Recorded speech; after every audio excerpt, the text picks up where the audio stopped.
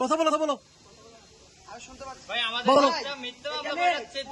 পুলিশগুলা নিজেদের কাপড় নিজেরা ফেলতেছে, নিজেদের কাপড় ছিঁড়ে আমাদেরকে মিথ্যা মামলায় ফাঁসানোর জন্য চলতেছে। বন্দুক আসছে আমাদের গান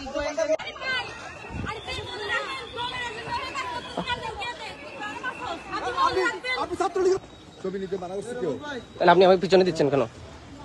আচ্ছা ঠিক আছে যা।